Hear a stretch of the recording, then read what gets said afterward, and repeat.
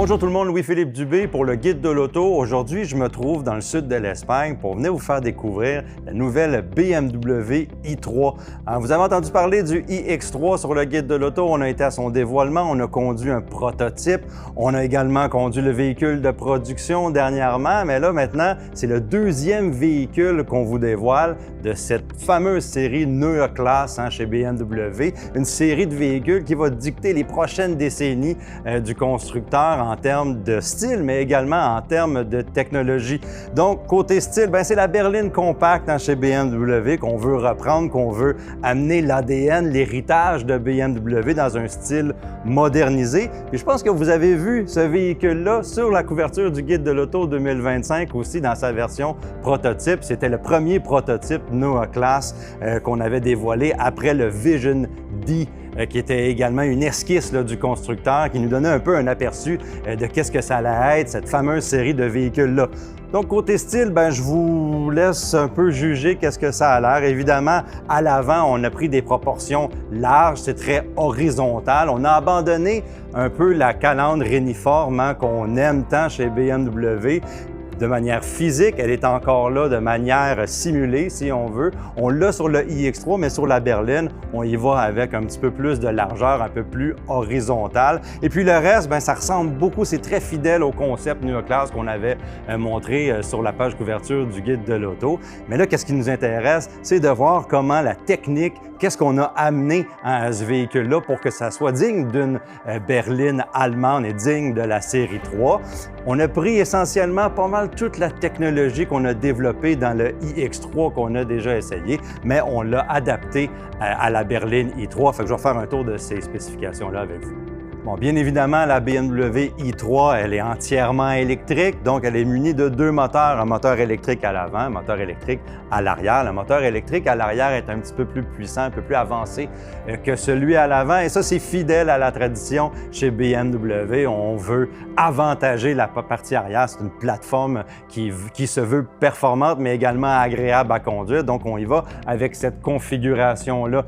C'est une architecture 800 volts, on a une grosse batterie à l'intérieur, une batterie qui c'est la 6e génération de batterie chez BMW. Et ça vient avec toutes sortes de technologies de conditionnement, des nouvelles cellules, une batterie qui est légère, mais également beaucoup plus dense en termes de puissance. Je n'ai pas de chiffre exact en termes de kilowattheure, mais si on se fie au iX3, ça devrait ressembler parce que justement, on vante une autonomie estimée à 650 km pour le iX3 et on dit qu'on va avoir un petit peu plus d'autonomie pour la i3, logiquement, parce que c'est un véhicule qui va être plus léger également et plus petit. Donc, conjointement, ces deux moteurs-là développent 469 chevaux et 475 livres-pieds de couple. Et je me ramène à la batterie qui les alimente, les moteurs, parce que la batterie, on lui a donné une puissance de recharge maximale de 400 kW.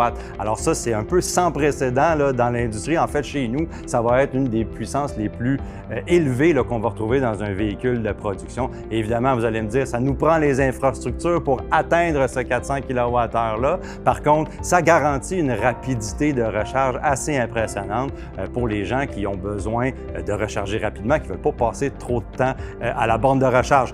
Aussi, beaucoup de technologies de châssis, beaucoup de technologies pour avantager l'agrément de conduite. On a conduit le iX3, on trouve que c'est un véhicule qui est dynamique, qui sait très bien cacher son poids, mais là, on a une berline. Alors, elle se veut probablement encore plus performante et encore plus agréable à conduire. Et ça, c'est fait à l'aide de super ordinateurs à l'intérieur du véhicule qui contrôlent non seulement l'infodivertissement et les divers systèmes, mais un de ces ordinateurs-là s'appelle le Heart of Joy. Je vous ai déjà parlé de ça avec le iX3. Et cet ordinateur-là a une influence extrêmement rapide et une précision extrêmement affûtée sur les moteurs, la distribution du couple, mais également le freinage, la récupération et la direction pour être capable de fournir au conducteur un agrément de conduite et surtout une impression d'agilité qu'on ne verra pas nécessairement dans d'autres véhicules électriques.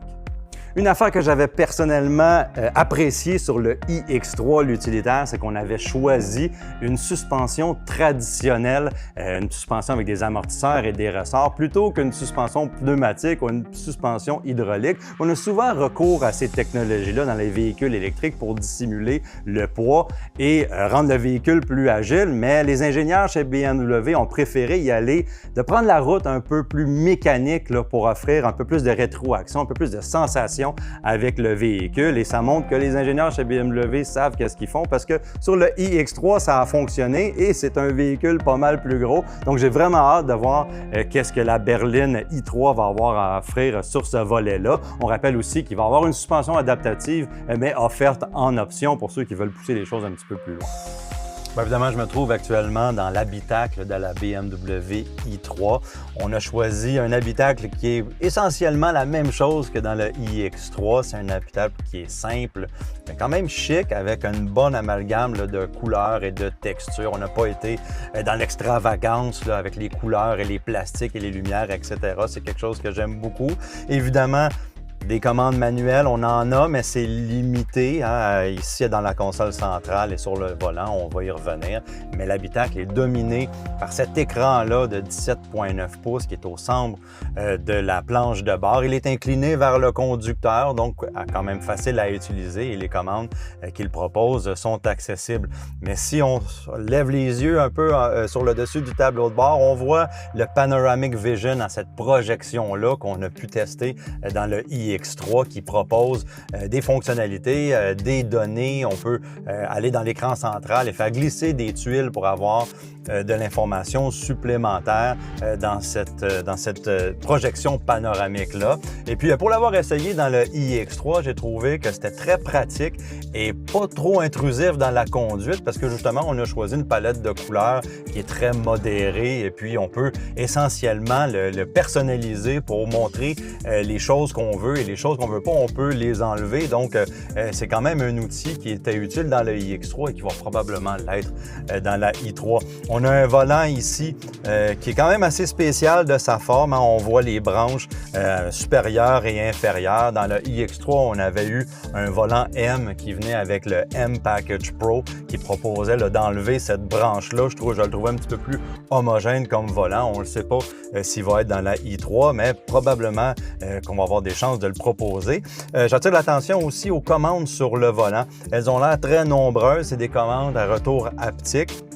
Mais qu'est-ce que j'aime, c'est que quand on commence à conduire le véhicule, il y a beaucoup de ces commandes-là qui vont disparaître ou d'autres qui vont réapparaître selon qu'est-ce qu'on fait avec le véhicule. Et alors, ça simplifie un peu l'utilisation du volant. Et puis, le retour haptique, c'est très efficace, donc ça fonctionne bien.